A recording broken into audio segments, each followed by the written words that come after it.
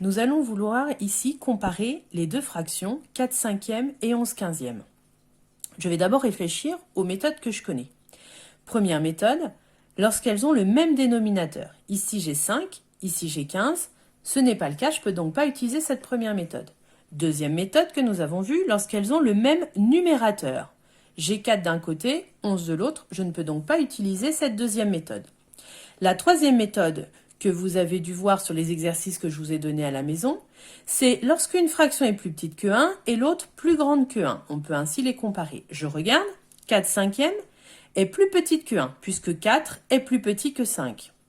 11 quinzièmes est aussi plus petite que 1, puisque 11 est plus petit que 15. Je ne peux donc pas utiliser cette troisième méthode.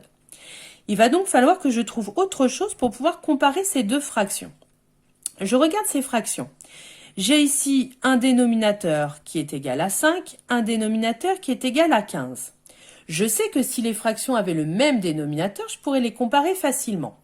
Or, je sais aussi que les fractions, je peux transformer une fraction tout en restant égale si je multiplie ou divise par un même nombre le numérateur et le dénominateur.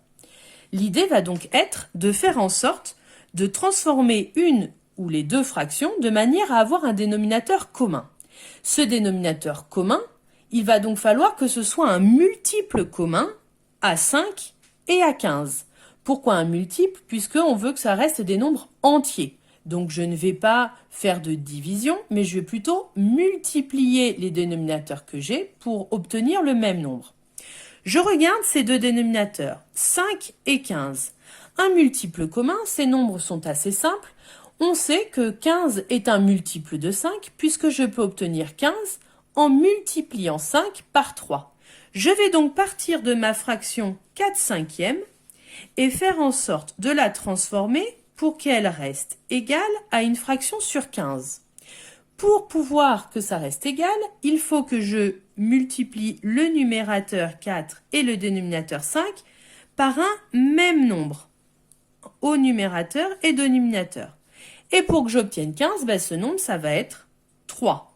Donc si je multiplie par 3 en bas au dénominateur, il va falloir que je multiplie par le même nombre 3 en haut au numérateur.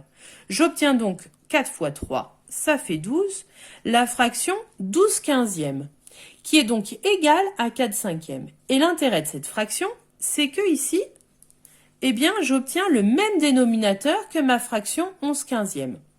Je peux donc comparer ces deux fractions. On a donc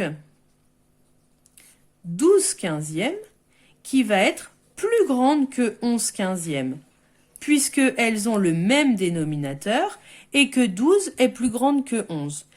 J'en déduis donc que 4 cinquièmes sera donc plus grande que 11 quinzièmes, puisque 12 quinzièmes est égal à 4 cinquièmes. Nous avons donc vu ici comment on peut comparer en partant de fractions, en les mettant au même dénominateur pour pouvoir les comparer et avoir donc ma comparaison demandée. J'espère que vous avez bien compris cette méthode. Maintenant, je vous laisse faire les exercices qui suivent. Bon courage!